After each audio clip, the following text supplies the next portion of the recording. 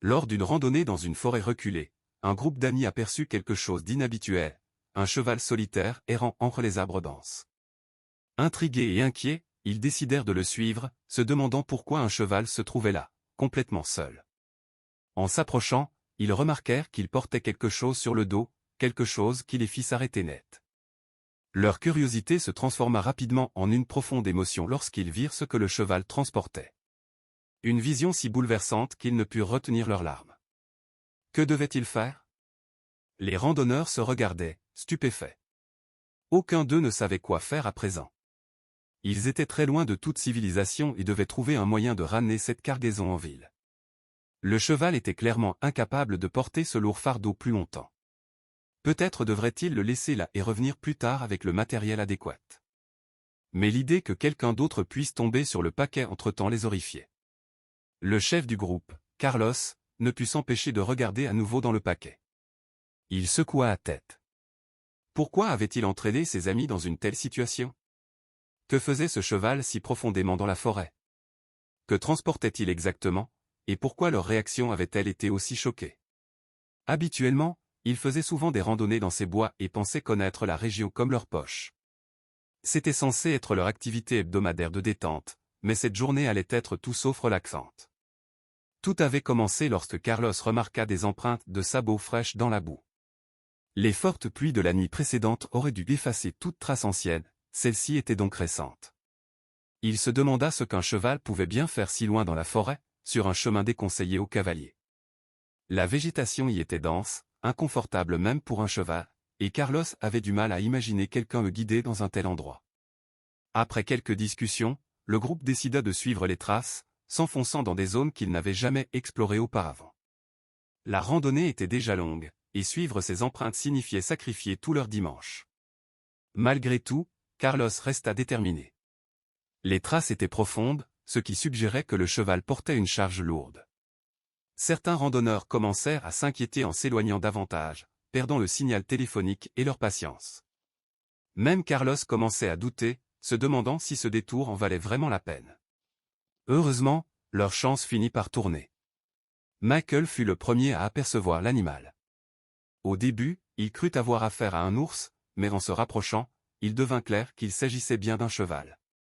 L'animal ne les avait pas encore remarqués et avançait lentement, visiblement épuisé. Il n'y avait pas de cavalier, mais le cheval portait un grand sac et un équipement indiquant clairement qu'il appartenait à quelqu'un. Les randonneurs s'approchèrent avec précaution, Jonathan, le seul ayant de l'expérience avec les chevaux, prenant la tête. Le cheval semblait calme, presque soulagé, lorsque Jonathan s'approcha doucement et le caressa. Après plus d'une heure à suivre les traces, Carlos finit par regarder à l'intérieur du paquet. Ce qu'il vit le laissa sans voix. Le choc se propagea dans le groupe, suivi d'un lourd silence. Quoi que ce soit, cela devait être ramené en ville. Mais le cheval était épuisé, les paquets trop lourds, et les porter à la main était impossible. Continuer ainsi mettrait la vie de l'animal en danger. Ils décidèrent que l'option la plus sûre était de cacher les paquets dans la forêt et de revenir plus tard avec l'équipement approprié. Profondément enfoncés dans les bois, sans signal et incapables de marquer leur position numériquement, le retour devint encore plus difficile. Alors que l'espoir commençait à s'éteindre, l'un d'eux aperçut un sentier à peine visible mais bien tracé, coupant à travers les arbres. Contrairement aux fausses pistes précédentes, celui-ci montrait des signes évidents d'un passage fréquent. Une fois arrivé sur un terrain plus dégagé, le groupe s'arrêta pour réévaluer la situation. Ils finirent par choisir une petite clairière marquée par un rocher à la forme particulière. Avant de partir, ils prirent grand soin de baliser leur itinéraire à l'aide de signes naturels, pierres disposées volontairement, branches cassées et marques discrètes sur les arbres voisins.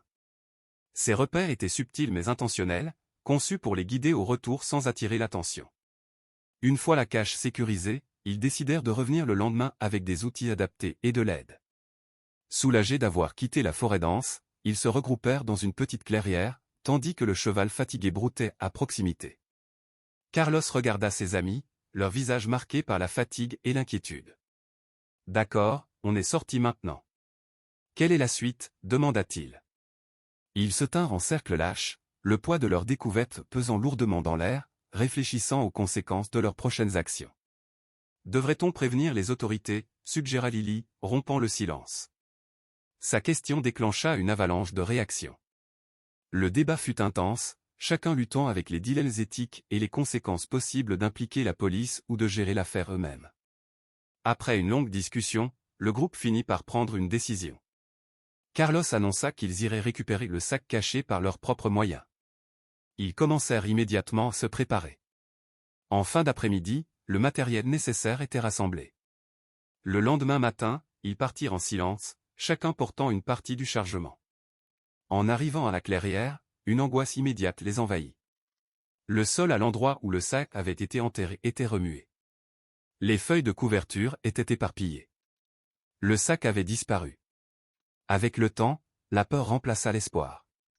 L'idée que quelqu'un d'autre les avait observés s'imposa peu à peu. Déterminés à ne pas abandonner, ils envisagèrent des options désespérées, élargir les recherches, passer la nuit sur place, voire monter la garde. Mais le stress commença à fissurer leur unité. Le doute apparut et la suspicion s'insinua dans leur conversation. La question impensable surgit, l'un d'eux l'avait-il pris? Un à un, ils s'éloignèrent, chacun cherchant la solitude pour digérer les événements. L'unité qui faisait autrefois leur force était brisée, les laissant isolés dans leurs pensées. La forêt, avec ses feuilles bruissantes et ses vents murmurants, semblait refléter leur solitude, autrefois réconfortante, elle résonnait désormais avec leur tourment intérieur et l'incertitude de leur prochaine décision. Alors qu'il errait seul, Jonathan trébucha sur une racine saillante, sa chute révélant un coin du sac partiellement enterré. Sous le choc, il appela les autres. Le sac ne se trouvait plus à son emplacement d'origine, mais dissimulé sous des feuilles à une certaine distance, comme s'il avait été volontairement déplacé puis recaché. Le groupe se rassembla, le soulagement laissant rapidement place à la confusion. Ce déplacement soulevait des questions inquiétantes et épaississait le mystère autour de leur découverte. Un malaise s'installa pendant qu'ils travaillaient, renforcé par la sensation qu'ils n'étaient plus seuls. Chaque bruit dans la forêt semblait amplifié, nourrissant leur paranoïa grandissante.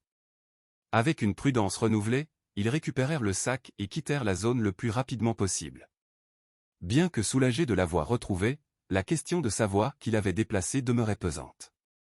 La prise de conscience que des forces extérieures pouvaient être impliquées changea leur perspective et renforça la gravité de la situation.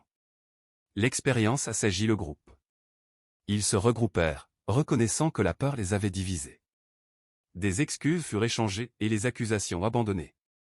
La possibilité d'un adversaire invisible les unit à nouveau, remplaçant la méfiance par une détermination commune à affronter ensemble ce qui les attendait. Ils commencèrent à planifier soigneusement leurs prochaines étapes, en organisant les rôles, les itinéraires et les plans de secours. Chaque détail fut étudié, du timing à la répartition de la charge. À l'approche de l'aube, ils étaient prêts, leur unité restaurée et leur détermination renouvelée. En repartant, la curiosité l'emporta et ils inspectèrent enfin le contenu du sac. À l'intérieur se trouvaient des lingots d'or. Cette découverte alourdit considérablement leur mission, à la fois physiquement et moralement, transformant leur objectif en quelque chose de bien plus sérieux qu'ils ne l'avaient imaginé. Avec cette révélation, leur progression devint plus lente et plus réfléchie. Ils avançaient en silence, communiquant par gestes, constamment attentifs à leur environnement. La forêt paraissait oppressante, chaque ombre représentant une menace potentielle. La paranoïa les accompagna jusqu'à ce que les arbres commencent enfin à se clairsemer. Sortir de la forêt apporta à la fois soulagement et vulnérabilité. À la lumière du jour, ils firent une pause pour se ressaisir avant de prendre leur décision finale. Ils remettraient l'or aux autorités. Le choix était lourd, mais unanime. Au commissariat, ils présentèrent l'or et racontèrent leur histoire. Les agents écoutèrent attentivement avant de révéler une vérité stupéfiante, l'or était lié à une organisation criminelle majeure. L'ampleur de ce qu'ils avaient découvert les laissa sans voix. Très vite, ils se retrouvèrent impliqués dans une enquête bien plus vaste. Des interrogatoires suivirent, leurs témoignages devenant une preuve essentielle dans une affaire dépassant largement tout ce qu'ils avaient imaginé. Ce qui avait commencé comme une simple randonnée les avait placés au cœur d'une opération criminelle. Au milieu de cette intensité, le groupe fut officiellement félicité pour son intégrité et son courage. Leur décision de faire ce qui était juste avait déclenché de lourdes conséquences, accompagnées d'un profond sentiment de fierté.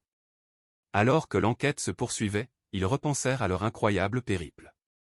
Ils réfléchirent à la confiance qu'ils avaient les uns envers les autres, aux dilemmes moraux auxquels ils avaient été confrontés, et à la manière dont leur perception du bien et du mal avait été mise à l'épreuve puis renforcée. Cette aventure les avait changés à jamais, forgeant des liens plus profonds et une nouvelle compréhension de la confiance, de la morale et du caractère imprévisible du voyage de la vie.